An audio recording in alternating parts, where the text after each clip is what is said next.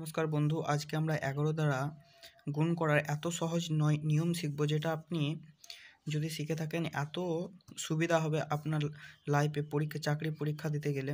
তো চলুন দেখে নেওয়া যাক। ধরুন আমি 4 4 1 ইন্টু 11 দ্বারাকে গুণ করতে বললাম। আমরা কি করি, আমরা প্রথম থেকে যেটা শিখে এসেছি 4 4 1 ইন্টু 11 এটাকে গুণ করব, কিন্তু এই নিয়মে এখন গুণ করলে আমরা টোটালি ফেল হয়ে যাব যে কোনো পরীক্ষাতে। তো কি করব, এক্ষেত্রে আমরা 4 4 1 আছে ইন্টু 11 এই নিয়মে তো লেখা আছে। তাহলে কি করব, প্রথমে দেখুন এই একটা আছে শেষের দিক থেকে, একটাকে এখানে লিখে দিলাম। তারপরে একের আগে কোন সংখ্যাটা আছে 4, তাহলে 4-এর সঙ্গে 1 যোগ করলে কত হয় 5। তারপরে 4-এর এই 4টা এই একটা আর এই 4টা হয়ে গেল। তারপরে এই 4-এর পরে কত নম্বর আছে 4 আছে, তাহলে 4-এর সঙ্গে 4 যোগ করলে কত হয় 8। এবং এই 4-এর পরে কত আছে 0, তাহলে 4-এর পরে কিছু নেই মানে কত 0, তাহলে 4-এর সঙ্গে 4-এর সঙ্গে 0 যোগ করলে কত হয় 4ই থেকে যায়। তাহলে অ্যান্সারটা হয়ে যাবে আমাদের এরকমভাবে যতই বড় নম্বর দেখ না কেন। ধরুন এরকম যদি আপনাকে এইভাবে আরও বড় নম্বর দেওয়া হয়, ধরুন 2 4 6 5 7 9, যেরকমই যত বড়ই ধরবেন এবং 11 দিয়ে যদি গুণ করতে বলা হয় সেই প্রসেসেই আমরা যাব।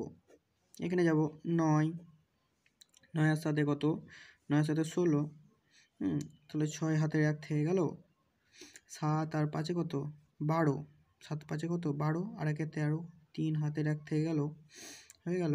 তারপর আছে 5 আর 6 কত 11 আর হাতের 1 12, 2 হাতের 1 থেকে গেল।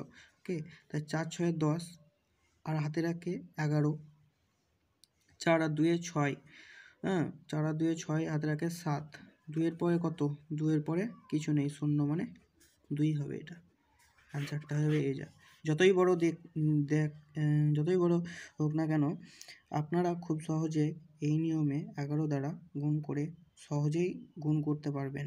সরি, আমার হয়তো কথা বলার ধরনটা একটু গুলিয়ে যাচ্ছে। অ্যাকচুয়ালি আপনাদের আপনাদের এই যদি জানতে চান, ওটাই আপনাদের জানাতে চাই, এটাই আমার মেন উদ্দেশ্য।